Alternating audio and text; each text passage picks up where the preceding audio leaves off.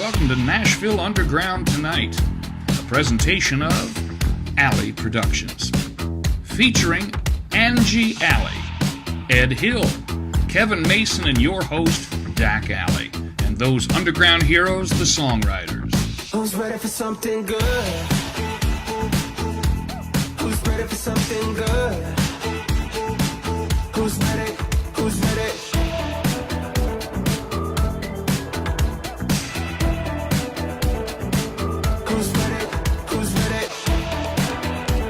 Tuesday nights at 8 Central, live from Mockingbird Theater in Franklin, Tennessee at the Factory.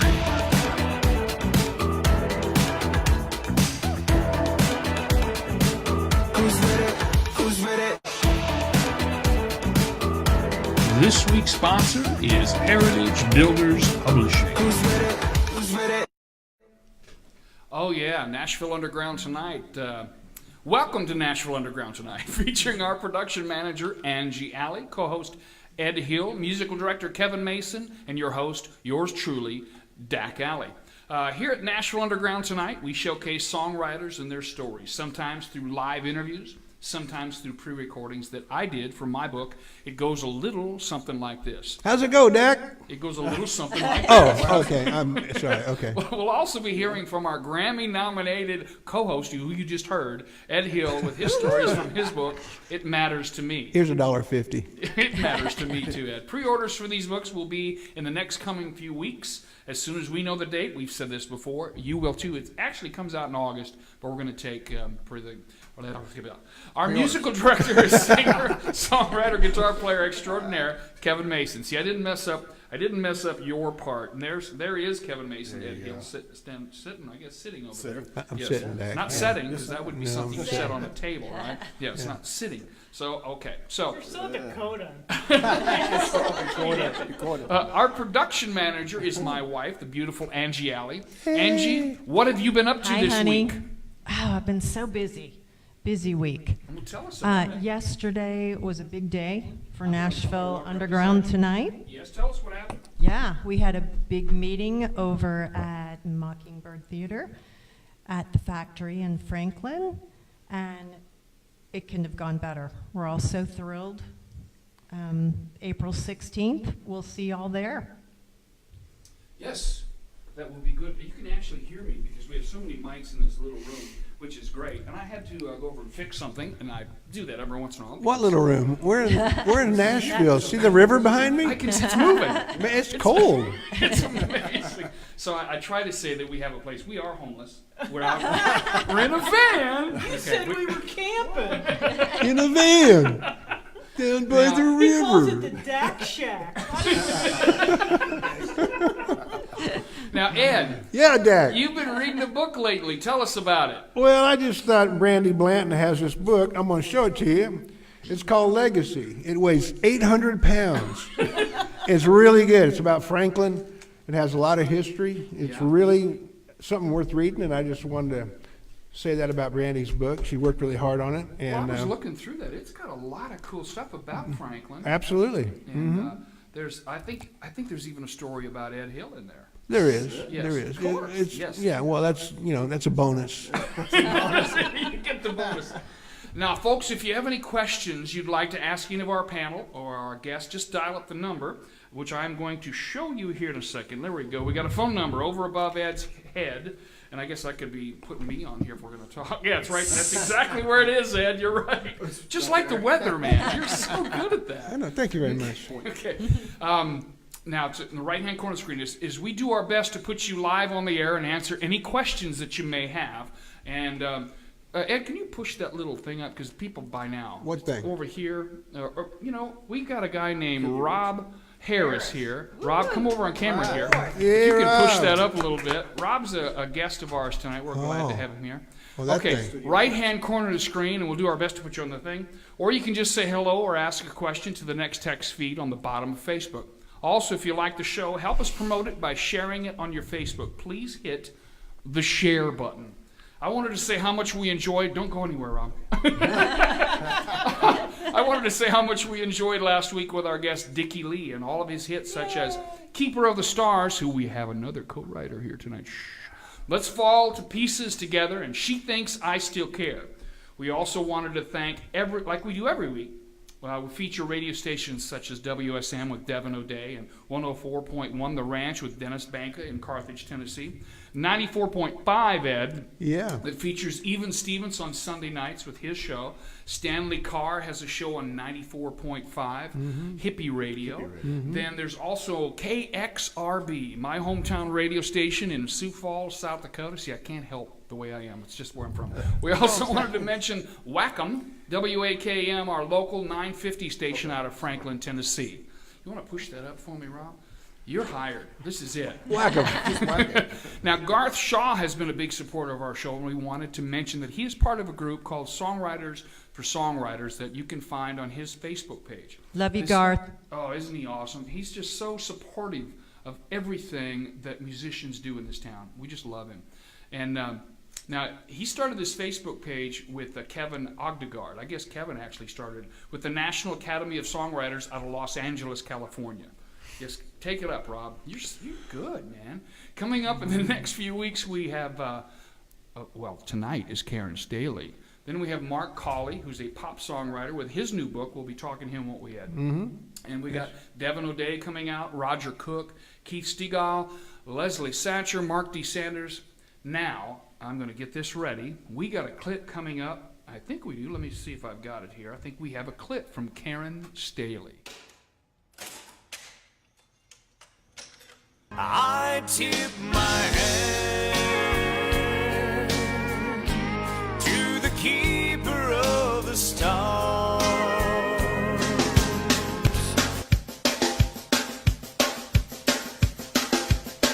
Hey baby, let's go to Vegas. Kiss a single life goodbye. Hey baby, let's go to Vegas. Bet on love and let it ride. All I really need is honesty from someone with a strong heart, a gentle hand who take me as I am. It's hard to be just a face in a crowd, knowing that I'm loved by you. When the whole wide world gets narrowed down, baby, it just takes two. Now, that is some hits. Those are Karen's number ones, and we wanted to, we're going to talk to her about every one of those clips. And I know she has a song that she just wrote about, it's pretty near and dear to her heart, so we're going to do that tonight also. What is the name of that song? Can you lean over and It's tell called that? Sand and Stone. Okay, yeah. Or you can talk right into the mic. Sand and Stone. We're going to be doing that later this evening also. Before we get started with Karen, because we've been waiting and waiting to have Karen out here. We're excited about it. We're going to have our co-host, who's got his own book, It Matters to Me, coming out. There you see him on the screen with Kevin Mason over there. We're going to have him sing one of his hits, and one of his many big hits that Ed Hill has had. Ed, what would you like to sing tonight? Well, I don't know, Dak. I'm kind of a piano player, so playing guitar, I can't play too much. Well, it's okay. But I can gunga. I can't play. I can gunga gunga. Gunga Gunga? Yeah, can you gunga? She can gunga gunga. You can gunga gunga. We're just gonna gunga gunga. Oh, that's Gunga Gunga? That's gunga gunga. That's like a Johnny B. Good kind of thing, you know? That's gunga gunga in E. You can only do it. You're not going to take any of my suggestions. This is a Gunga Gunga. Gunga gunga. In fact, we'll write it right now. Here we go. What'd you turn this into? I can't wait. I know you've heard that worn-out line about love at first sight. I never knew those words were true till you walked in tonight. All it took was just one look to knock me off of my feet. I'm not a man of many words, so I'll make this short and sweet. Would you, ain't you gonna, if I ask you, would you wanna be my baby tonight? Take a chance, slow dance, make a little romance. Honey, it'll be alright. Girl, you got me wishing we were hugging and a kissing and a holding each other tight. So could you, ain't you gonna, if I ask you, would you wanna be my baby tonight? Now I'm not trying to come on like some rhinestone Romeo. I'm a looking for a whole lot more than a one-night rodeo. On to prove to you I'm That's where the laying goo-goo-goo it comes on in. the line. Goo-goo. I'll even get down on my knees just to beg you one more time. Yes, I will. Would you, ain't you gonna, if I ask you, would you wanna be my baby tonight? Take a chance, slow dance, make a little romance. Honey, it'll be alright. Girl, you got me wishing we were hugging and a kissing and a holding each other tight. So could you, would you, ain't you gonna, if I ask you, would you wanna be my baby tonight? Play one, Kevin.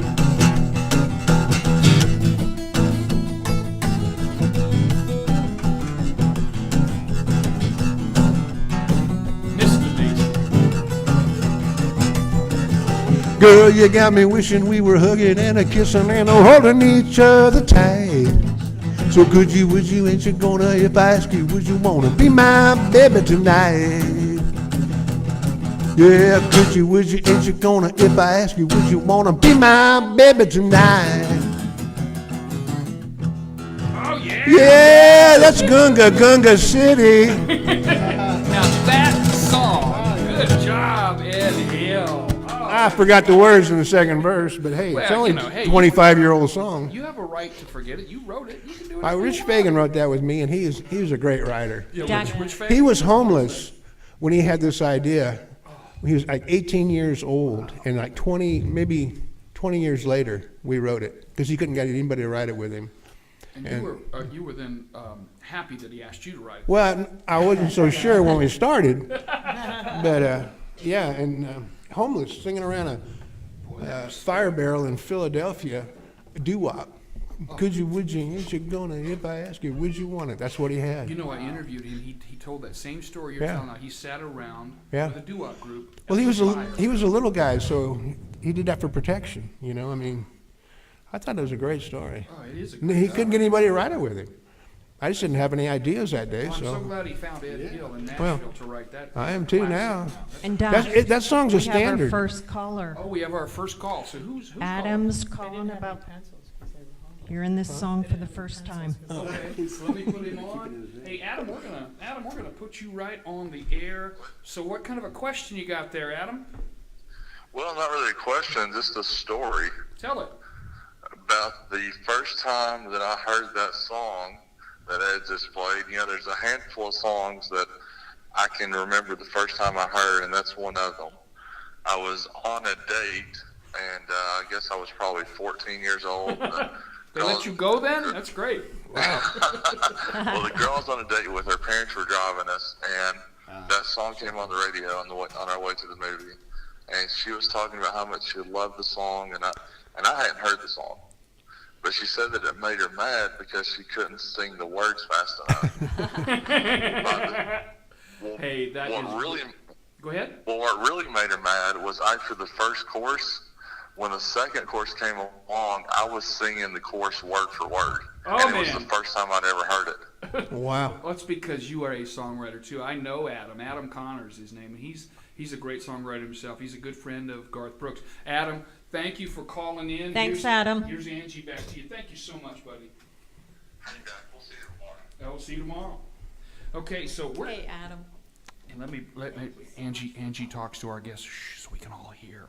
No, we don't want to do that. Okay, we're moving on. So Ed, I'm gonna let you do the honors of introducing our guests because I know you've known Karen for a couple years at least, and and I knew her when she was a little bitty baby. You know, when I came to town, I started doing demos at this place by a guy named Jackie Cook, and it was called the Song Cellar. And I would just go in once a month with my own money. I'd do a song I wrote by myself, and I started writing girl songs. And I didn't have a girl singer. And I went to the Bluebird, and I saw Karen singing with Lee Satterfield and Jonelle Mosser called The Girls, and I asked her if she'd sing a song for me, and she You think said she could have sure. found some better singers? Oh, I tell you, They the are Bluebird, awesome the singers. Bluebird back then, you were about ready to move out of town, because when you saw Slits and all these Oh, my people, God. you saw the real deal, you know. So anyway, Wayne Carson used to hang. He lived, Yeah. he lived a block from there. yeah. Kendall. Yeah. So Karen did it, and we started singing a few songs, and I asked her one day, you know, who can I show my songs to, because I don't get, you know, what is this unsolicited material signs, you know, on the doors. And she said, well, you can show them to my publisher, Karen Conrad. And Karen ended up being my publisher for 22 years. Great publisher, great mentor. And I remember seeing Karen one time when she was singing, she had a little time off. She was reading a billboard, and she was looking in there and seeing one of her songs on the charts. And I thought, man, that's a dream come true right there. I don't know what song it was, but I just remember her doing that. So she's been great to me. It reminds me a little bit of little Jimmy Dickens when he tells you, if you ever see a turtle sitting on top of a fence post, I guarantee you he didn't get there by himself. Oh, that is. That's Karen. Help me out. This is Karen right here. Karen Staley. Woo! Yay! This guy. And boy, was I green. I mean, I came to town, I knew nothing, and through a series of events, met Karen Conrad, and then met Ed, Yeah. and then Bob Regan, and the three of us Yeah. were the first writers. And Karen Conrad just saw something in us that even we Yeah. didn't see. And She God did. bless her. I always Yes. tell people, I said I would be pushing a Me too. Me too. shopping cart up and down the street with bags in it if it wasn't for her. Me I too. mean, like Conrad Karen seeing it. Conrad. See now. And that's what we met through Karen Conrad. Yeah, and Karen Conrad. Now that is like a legendary name. It's right up there with Buddy Killen. Like the Kennedys of Nashville. It Her and really David is. Conrad. And, David, and yeah. a lot of that is because of you guys. You know. Well, of the songs. that she you was a delivered. mentor, man. She was very encouraging. I remember sitting in another room with her and Karen in the office talking about Karen's song, and I could hear them yelling at each other, like about lyric. Yeah. And Good thing. She yeah. taught me a lot, man. She knew yeah, what she did. she wouldn't, you know, You know, it's she funny you're wouldn't bend. talking about homeless people. Karen Conrad was so nice, though, that these people would come in off the street, and she would take a meeting with them, and she would be too nice to them. And I sat her down one day, and I said, I know you think you're helping this guy. I said, but by being so nice and not saying that he's probably not ready yet, he's going to move his wife and kids and live in a car here. She goes, Or "Oh, work I've at never T-Mobile." thought that." We love T-Mobile, by the way. That's just where I work. Sorry. Yeah, yeah. Shout out to Miss Karen Conrad, though. I Oh would, man. between her and Amy Curlin, I would not be who I am today. Oh, the Bluebird. Yeah, a lot of people who don't know who that is. Yeah, Amy Curlin was the founder of the Bluebird. Yes. Now that we all. And she let us hone our craft and do whatever we wanted Yeah. to do and try stuff out. And Yeah. You know, my favorite thing about that place was. yeah, you get spoiled. Yeah. You play any place else and people are Yeah. talking, you get your feelings hurt, you know. But Yeah. It's almost as quiet as this room is here, out here by the river. in a van. We're doing a show in a van down by the river. Dak Shack. That's Oh, right. I love that. Angie, I promised you a castle, but you're gonna have the Dak Shack. I apologize for that. So, Karen, can you tell us a little story? We can do it in chronological order. I can speak. I promise you. I'm not even on camera. I promise you that I can speak. Here we go. We're back to Karen. But It's easy for you to say.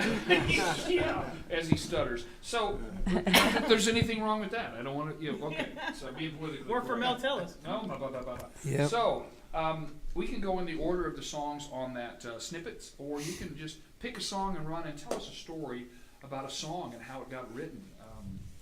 That's interesting to you. My career was so unusual in that when I got to town, I call myself the Forrest Gump of country music. I just fell into like the correct places, and because of Karen Conrad and things like that, it's like I got to town like within a year. I had a publishing deal. I had a #1 record. What record was it? It was a Face in the Crowd. Oh yeah. And this Yeah. never happens. Gary Harris and I wrote the song, and Steve Gibson was producing, and we cut the song. he recorded it the next week, and they put the album out like next month. Normally it's like a 2-year process or something like that. So I'm like, hey, this is easy. How long did it take you to get the There's next? another quite a bit out of it. My lull was the middle 7 years, like a cicada underground. Come up every once in a while. I think you've said that before because that's a good line. I like it. Never forget a good line. Yeah. So the face in the crowd, was that a duet or was It was with Holly Dunn and Michael Martin Murphy. That's what I thought. And I, of course, love Michael Martin Murphy from, Wildfire and all that. I just couldn't believe it. And so that was, and I'm eternally grateful to, Steve Gibson for doing that. And then actually, I came to town to be an artist, and I kind of wrote, but then I fell in love with the songwriting community. Yeah, I remember And- you as an artist. That's when I first got to town. So I had my I heard- MCA deal and all that, and Warner Brothers, and you can find those at Greater Yard Sales across America. But what I loved, and what I still love when I get to do it as much anymore, is, and Dak, it's a different community here in Nashville and I love LA and I love New York and I love Atlanta, but it's different here. It's like the quality of the connection and the relationship and the chemistry with the co-writers That's is very just true. so Very true. strong. It's like the friendships, and I actually started out in contemporary Christian music and actually chose to move into country music because I felt like I had deeper conversations that had more meaning and more real Christian content than I did when I was in Christian music. Wow, isn't And that I think something? That says a lot. nowadays, how many years later, I believe that country is the gospel of the world right now. Especially some of the songs that you've written and stuff have been amazing. And so I just love sitting in the room, and not that many people get to sit and talk and laugh with, and people that are not only talented, but they're funny and they have a big heart and they're intelligent, and it's just such iron sharpening iron. And speaking of, what I find very interesting, and you're a great example of this, Karen, is that all the big writers, I mean the people who have nothing, it's like somebody who's got money versus somebody who pretends they have money. Right. It's the same thing with songwriters. Songwriters don't have to pretend they have a talent. They have those songs. Exactly. And that works in their favor. And Nashville's full of those kind of people. Well, I think of and I always used to use her. Last night they had a birthday bash for Loretta Lynn. Yes. And I used to, I've tried to teach some songwriting, and there's mentorships and stuff like that. But I honestly believe that you either have the gift or you don't, because you look at someone like her or Tammy Wynette. I mean, they literally had no education, None. but they knew how to do it. Yes. Not only did they know how to do it, they knew how to do it profoundly in a simple way. And that to me is what, for years, I stood up for country music, because I was like, anybody can write something in 12 pages. If you can make an entire 3 minutes. 10-year story on one page, that is talent. That's Yeah. You'll stop profound. loving And that's it. what I, Yeah. come on. Yeah. Simplicity is the key. And Ed says that all the Yeah, time. you say And it it's, all the it's time. great that Yeah. you keep ringing that bell, simplicity. And we hear that week after week from, don't we, Kevin? We hear My that dad- week after week my from dad different always said that, writers. yeah. Is the simplicity. Yeah. And so, is there anything that you would like to sing for us here, You Miss wanna- Karen? You want to hit first? Let's do a hit first. I'll tell but I you. definitely want to. You know what? Let's change it up a little bit. I know Okay. we're going to do some hits, folks. We Okay. really On are. Christmas songs or what? No, we're not. Karen's got a lot. I have a she's- Kwanzaa song. Kwanzaa. No, Karen, nothing against Kwanzaa. Right. We can do one, but not tonight. We'll do it later over in the studio. There you okay. So, but she's had and I'm going to let you tell the story. But she's had a personal relationship that one of her close friends has passed on, and I think it was a grandfather of someone. Of your He close is friends. my surrogate grandfather. Actually, his funeral is tomorrow morning. So actually, I am so glad that I got to do this tonight, because I think it really helped. The memorial was a little bit earlier, and I got to come here and focus on this. And he loved music. He would have been 99 years Wow. old in July, and totally all there. He was the God bless captain him. of American Airlines all over. He flew Martin Luther King's body after he Wow. was assassinated. That's how much they trusted him. He worked at the first NASA shuttle launch. I mean, but the most fun, loving, wonderful person that I just can't say enough about. He met his love of his life sight unseen, fell in love with her. They were married 64 years. He took care of her for 8 years with Alzheimer's at their house. And I would go up there every night, and people would say, you know, why do you have to go up there? I said, I get to go up there. I said, these people are amazing. I said, he is literally, you talk about the greatest generation and just brilliant. You mentioned man. that in the text today, the greatest generation, and that is what they were. Really? Yeah. I mean, to think what he was born in 1920. They were still having Indian wars like 20 years before Volkswagen that. You know? and 9 is what we'd be talking German. That's what we'd be doing. Yeah. And, so He was in the Army Air Corps, you know, and Volkswagen and 9 are the only words I know. So I had so anyhow, I had written this song for him. I've written several songs for him.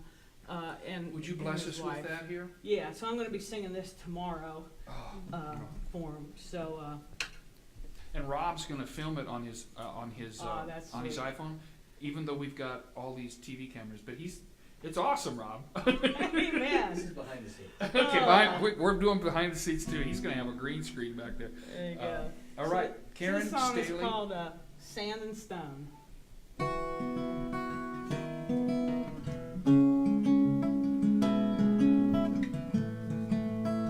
Captain Dave Chambers, we called him New Daddy.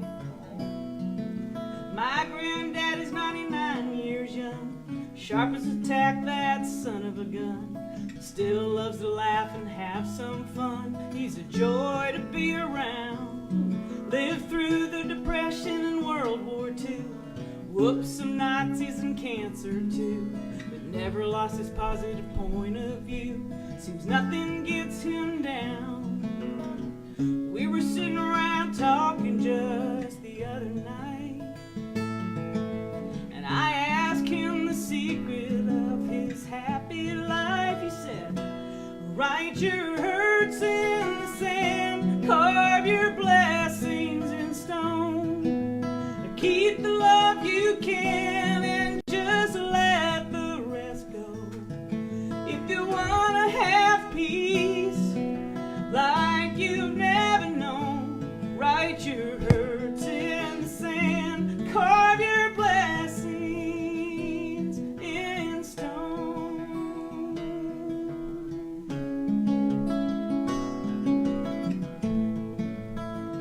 He taught me how to be a better Christian every day by living it. Said, I'm not saying times won't be hard. Sometimes you'll be dealt a bad hand of cards. But you can't let bitterness rule your heart, even if it breaks. I'll tell you what'll kill you, anger and stress, quicker than the booze and the cigarettes. You gotta learn to forgive and forget for your own sake. When people let you down and disappoint you, remember you've been given a lot of mercy too. So write your hurts in the sand, carve your blessings in stone, keep the love you can and just let the rest go. If you wanna have peace like you've never known, write your hurts in the sand, carve your blessings in stone. Through the years the winds will scatter all the tears and pain.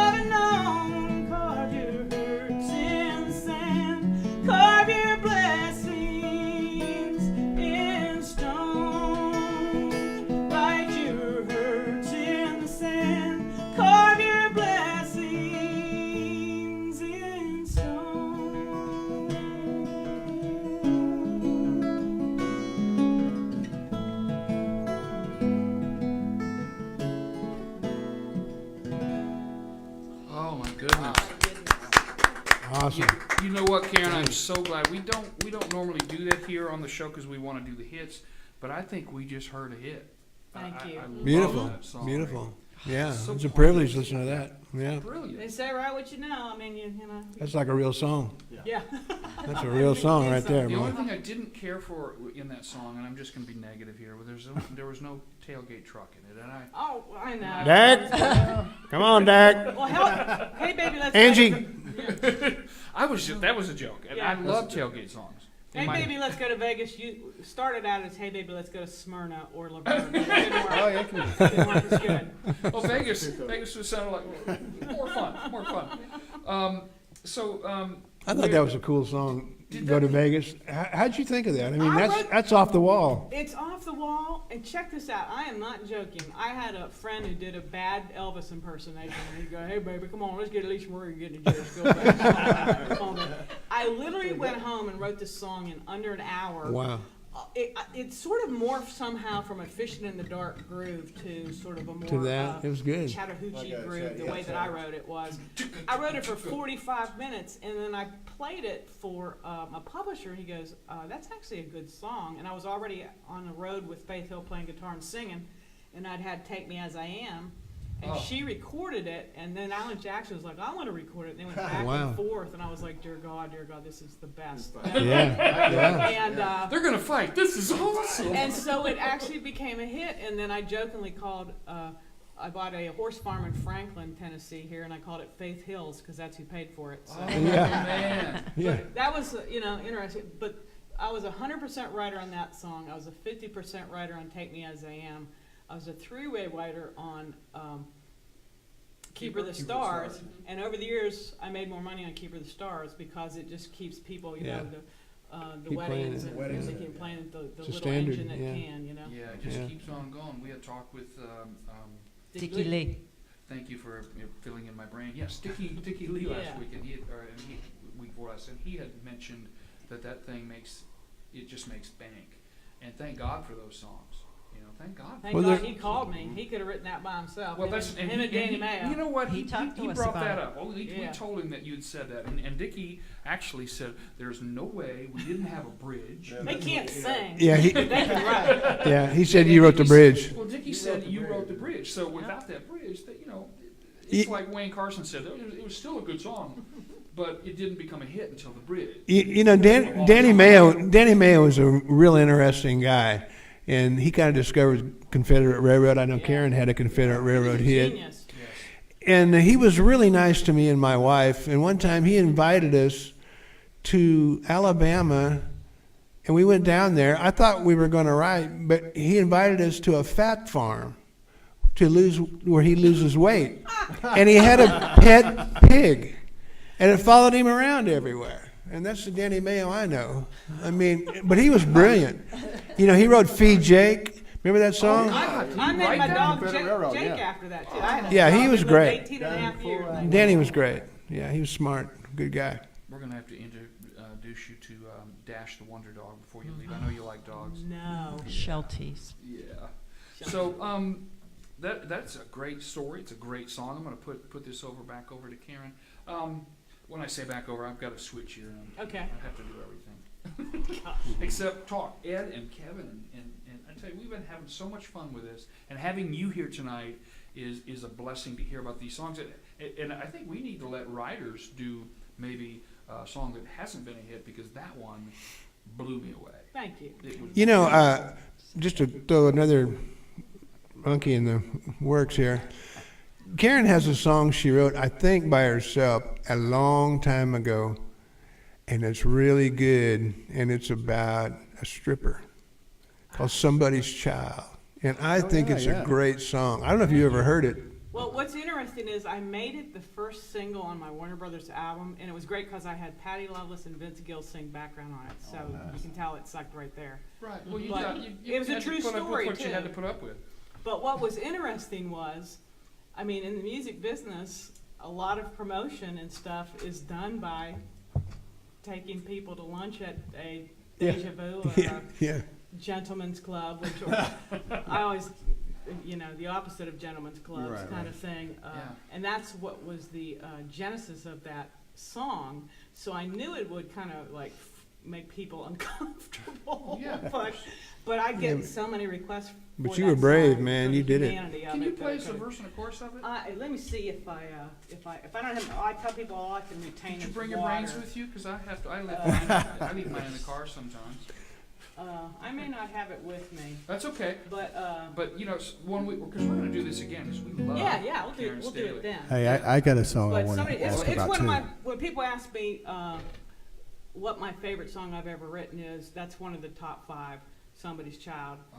Just the musically, it all came together. I wrote it, it was, from a real place. Yeah, man, you can And I tell. think, don't you think most writers, I mean, people see the hits, and I try not to judge a person's entire catalog or who they are by their hits, because a lot of times you go see a live show, they're nothing like Yeah. the hit was. Yeah. And I think most of us have Shakespeare that has 2 inches of dust on it. Oh, and then I we'll think get so. a Let's Go to Vegas or Would You Want You, Right, right. which are fun and good songs. Right. But we have like songs that are so impactful that We can't get cut. can't get cut. So But- we shy away from them. And I prayed about that one time, and I'm like, God, I don't understand why you give me this stuff if nobody's going to hear it. And he didn't obviously verbally say this, but I felt in my spirit. He said, "What? I'm not good enough to listen to it."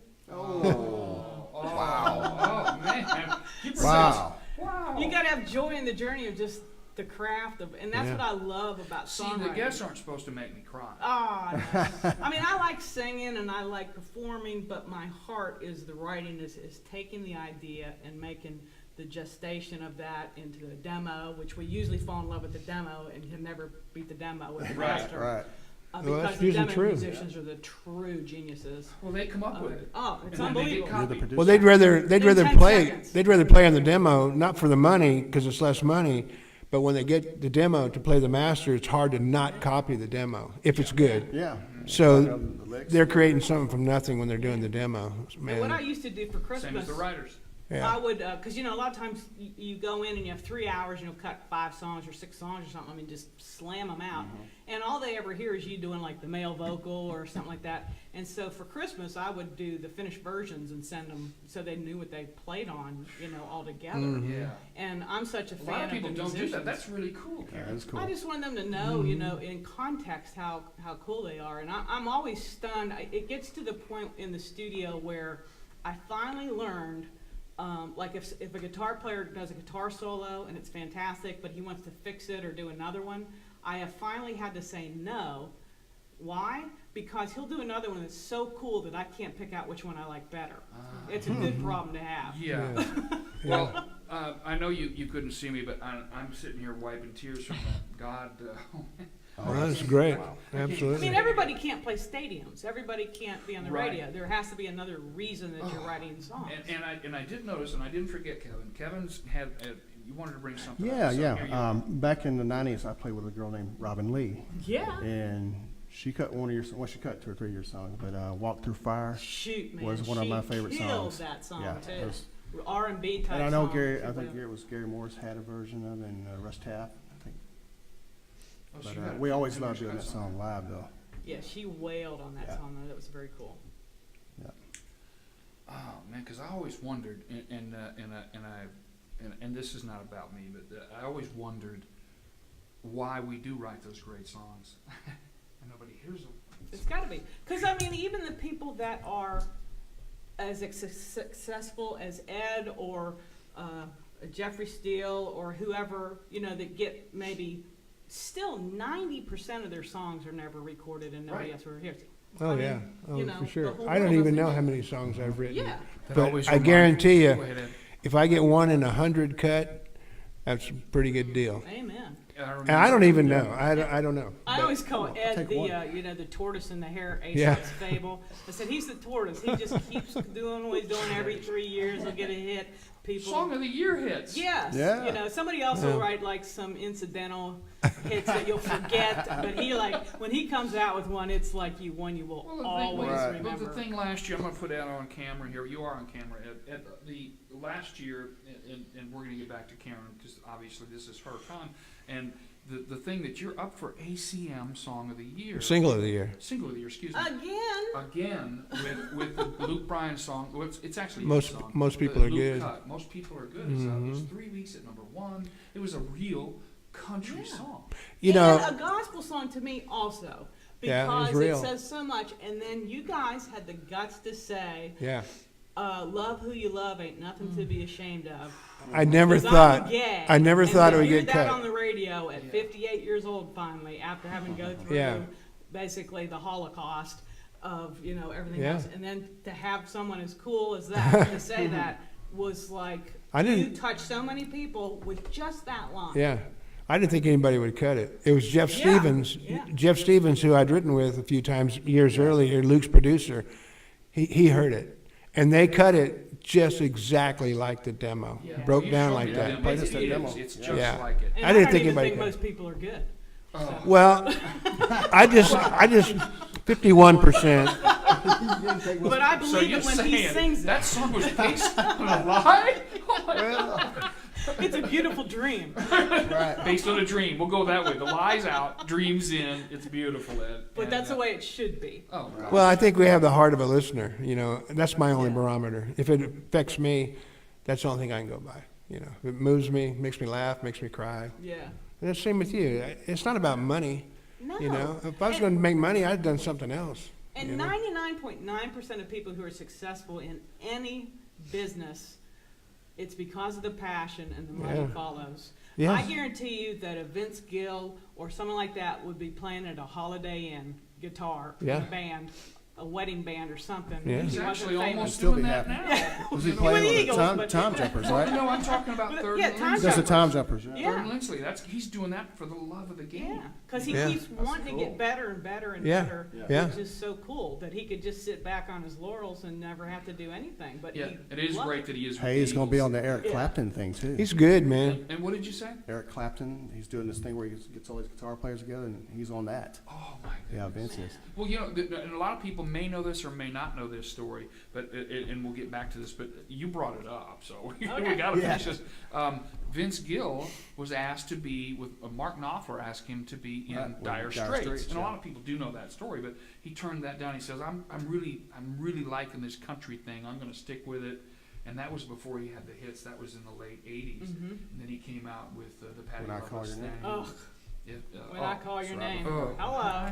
I like it when people from out of town go to the Opry and Vince is playing. I'm like, there you go. Check that out. Check this out, though. Not this guitar because I'm playing Dak's really nice Taylor, but I have this Takamine that's a nice Takamine. It's a Steve Wariner Takamine. Yeah. And for years, I would just bitch about how I didn't like this guitar and blah, blah, blah.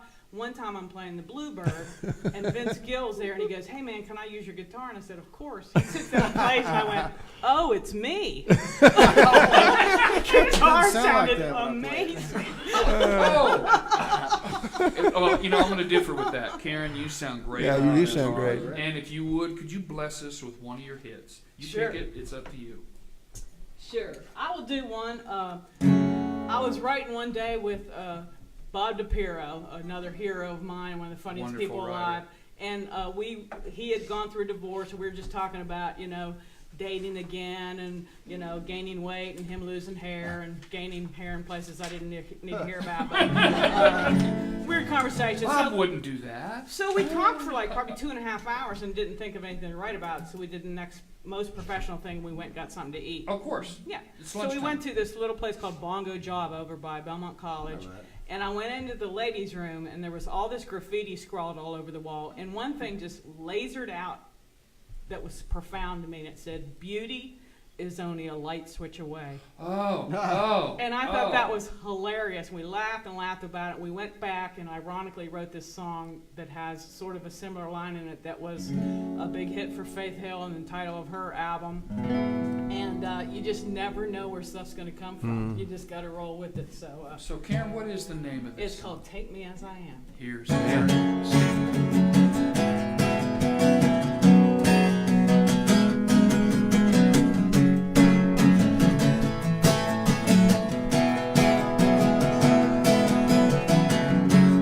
Baby, don't turn out the lights.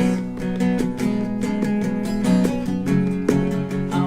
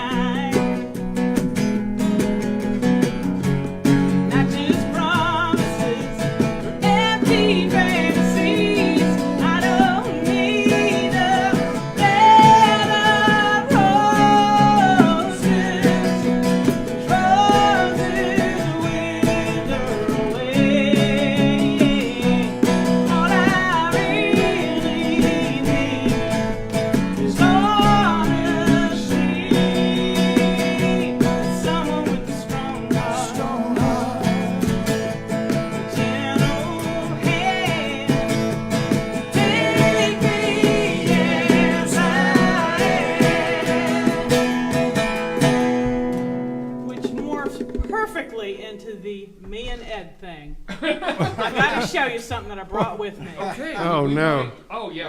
Let's do. Yeah, because I remember you walking in with this. Let's do it. So, and Dak saw this.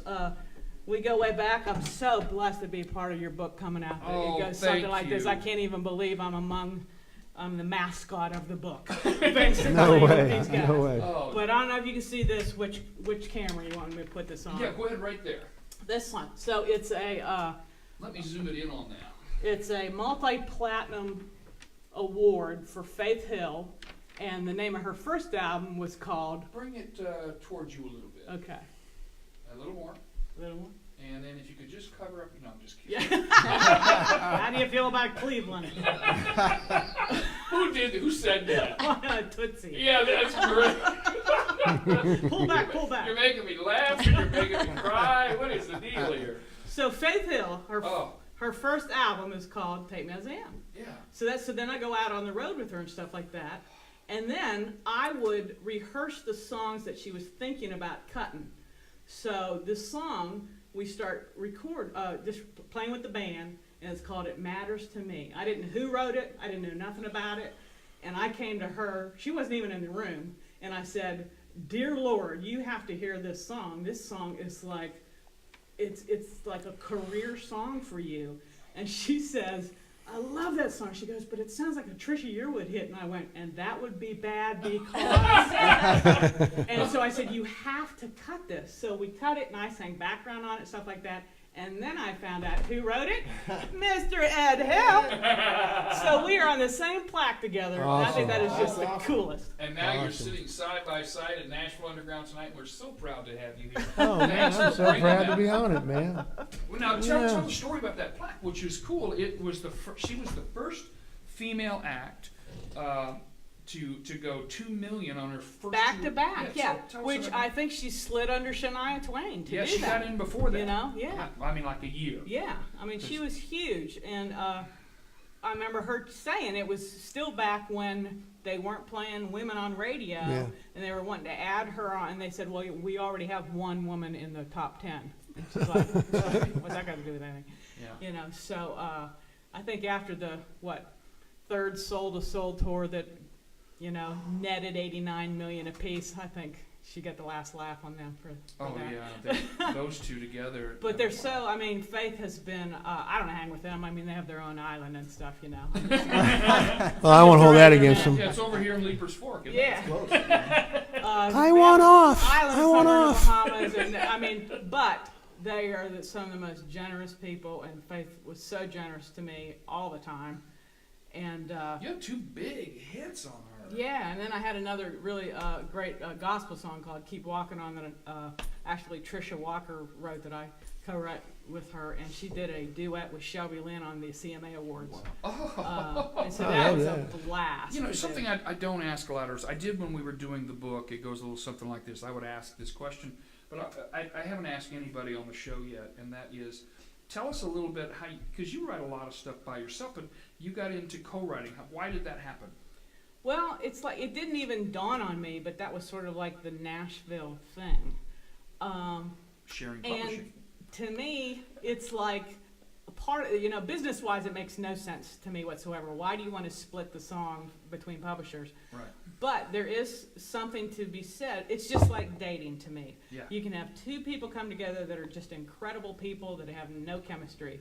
Or you just have people that come together that just click right away. They, friends right away, get the same humor, get the same, And one of my very first co-writers, this is really funny, just shows how close you get as a co-writer. We'd written a ton of stuff together, and he's kind of a stoic guy.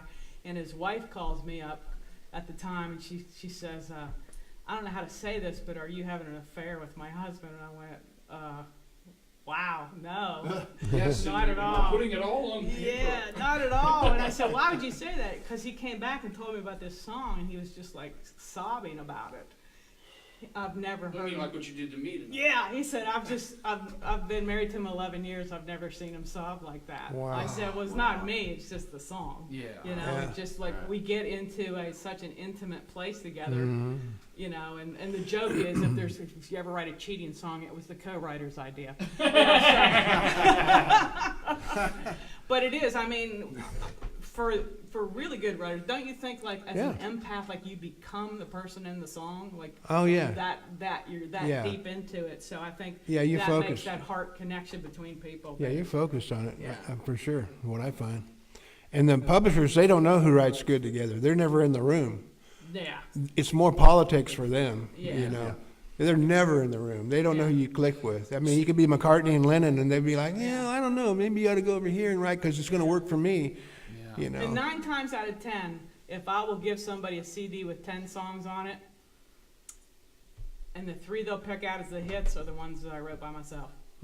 But if they had the names on it, it would be a different story. Yeah, names make a difference. And it's not really sad. It's just a fact of life here in Nashville. Yeah, It I just mean, it's really is. music business. It's not the business. friend Yeah, business. yeah, it's business. And that is true, and that's why there's so many great songs that only God hears. Thanks a lot, Karen. Yeah. But Well, we got NSAI fighting for us. yes, we do. And In, tell us uh, about your hat there, Ed. Oh, Nashville Songwriters Association International. Voila. Bart Herbison. It's starting to sink in. I'm asking And, you every week what that hat is, and well- I'm starting to get it. Technology's taken over where streaming and all that stuff. You mean like what we're doing tonight? It's really hard for songwriters to make any money. So they're just going and trying to, update the law enough where we can actually pay our light bill. So it's a struggle. Well, we were talking about this a couple weeks ago, Mm-hmm. Kevin and I, and Kevin, what was the name of the artist that had 55 million? Peter Frampton. Peter Yeah, well, I Frampton. guess every songwriter knows Everybody that. Sorry. knows. 55 million plays streaming on Spotify and makes $1,700. Am I correct? Yes, that's right. Well, That's right. Kevin Kadish that wrote "It's All About the Bass," Yeah. no trouble, yeah. was #1 in the United States and 78 countries, and his total streaming revenue was less than $5,000. Oh my God. Yeah. Oh my God. That used to Songwriters. buy an island. Yeah. It did. Yeah. If you'd have had those in sales, where they had to go into a store and Yeah. buy things, I mean, and what's really cool, and we've got a songwriter coming in a couple weeks that's going to bring a vinyl record in. 'Cause Which is hip now. yeah, it's hip, and I've got a $2,000 spinning thing out there. What do they call those, turntables? Yeah. I remember this. And she said, well, we'll bring you that. And I'm like, oh, my, that's better than anything you could stream on a thing, because you can sit there and you get to touch the needle and put it on. And listen. And you had to play it over and over to learn the part. Oh, Yeah. yeah, you can Yeah. Slow it down. Yeah. Oh, gosh, see, those are great memories where you, and I got you on camera right now, Karen. But yeah, those are great memories where Just you. sitting in the basement, man, just going over it and over. I was there. And In a reading different every basement. liner note, and Yeah. that's the Yeah, part that kills yeah. me now is because I was always interested in the engineer, all the people that Yeah. put it That were together. involved, yeah. Album cover. And that's why when a Dan Dugmore on steel Oh, plays yeah. with me, I'm shaking, even though Yeah. he's played with me for 20 years. I'm like, you were on Linda Ronstadt. Yeah, And when I'll that's say, hey right. man, play something like the Blue Bayou. Oh, that's right, you played Blue Right. Bayou.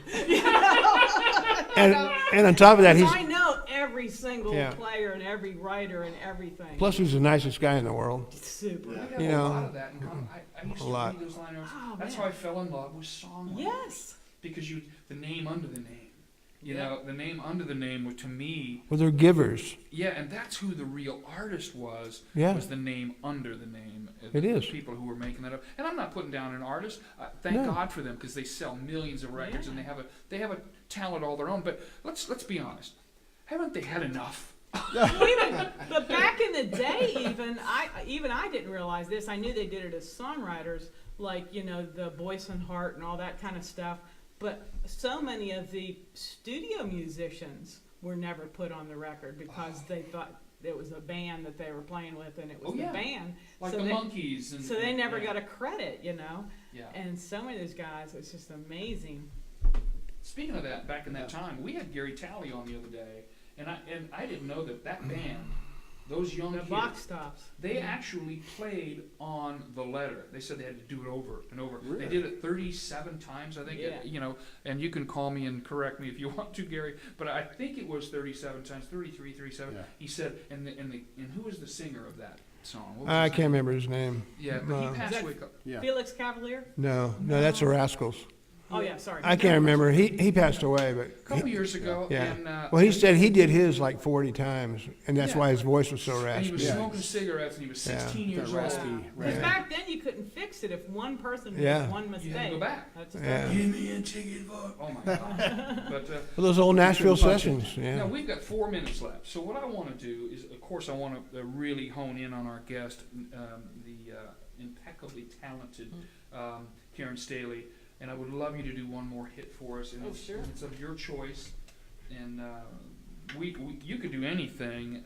It's like a lot of people used to say, you could read the phone book and it would sound great, but that's just you sing the phone book. That's just not true in writing. You have to have talent like what an Ed Hill has here, or a Karen Staley, or so many of the guests that we have been so blessed to have. And I'm kissing up to you a little bit, but I'm just telling you the truth. Ah, I'm shucks. telling you the truth. Love and, this guy, Dak. Well, I love the songwriters, All these and guys. you are one of the best. And this story is that, again, you just have to write the song and let it take its course, because we had an artist in mind for this song specifically. We pitched it to them, and they pitched it right back. Whoa! We don't know if they ever heard it, or if just the label heard it and he never played it. So it was a big hit. And then when I was on the road to Faith Hill, she would do a costume change, and she said, "Why don't you sing that song in the show?" So we were like, playing the crowds. We were still opening for people right then, so it would go over great every night. So the first night we're walking off stage, we opened for George Strait. First time I met George Strait, and there's 70,000 people in this stadium. Oh, I love this story. You And, told me this story in the interview. Tell it again. And he said, "Wow, Karen, congratulations on that song. I wish you would have pitched that to me." And there was blood coming out of my mouth. I was like, "We wrote it for you." But Tracy, he might have cut it, not made it a single. Tracy Bird, Yeah. he cut it twice. Got dropped from label, got it cut twice. That's what- Jerry Crutchfield, who I just saw the other day and thanked him for, because usually once the shiny's off the penny, it's gone. And he went on and did it again. Then it became a song of the year. And that may have never happened. An And it- ACM song, right? yeah, and Yeah, made a career for Tracy Bird too. So it did what it was really supposed did. to do, and I'm so thankful for Dickie. Well, and here's Danny. Karen Staley and Keeper of the Stars. It was no accident, me finding you. Someone had a hand in it long before we ever knew. Now I just can't believe you're in my life. Heaven's smiling down on me, and as I look at you tonight, I tip my hat to the keeper of the stars. He sure knew what he was doing. He joined these two hearts. Now I hold everything when I hold you in my arms. I've got all I'll ever need, thanks to the keeper of the stars. Woo! Thank you. Oh, that is so awesome, and thank you, Karen Staley, for being our guest. I'd like to Yeah. thank Ed Hill and Kevin Mason. And Dak. And Angie. And Angie Thank you. Alley. Thanks And for Rob having us Rob here. Harris was here And tonight. Rob, yeah. Thank you, guys. Keeper of the Camera rolls on.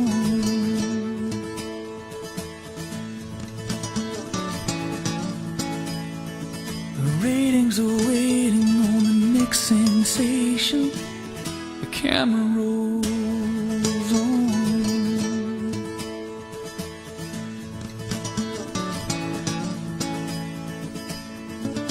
On TV, and I heard him say there's somebody out there fixing to give up on a dream.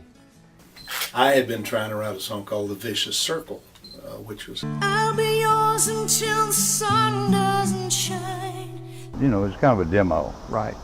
and I had all the parts of it. I had the vocal. Got me into the game. It didn't make my life, but Well, I was going to tell you the story about the song that people. Somebody said, Bob, that's good, but it'll never be on the radio. It's too literate. It can come to life. He stopped loving her today. I don't think ever came to life until Billy Sherrill recorded it on George Jones. Camera rolls on.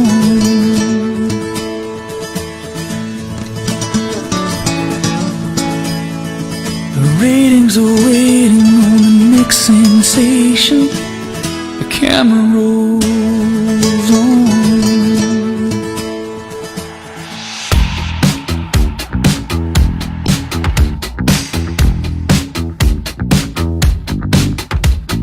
All across the nation, painting silver lines, chasing good vibrations no money can buy. Electrical sensations got you hypnotized. Now that this new dimensions got your attention. Who's ready for something good?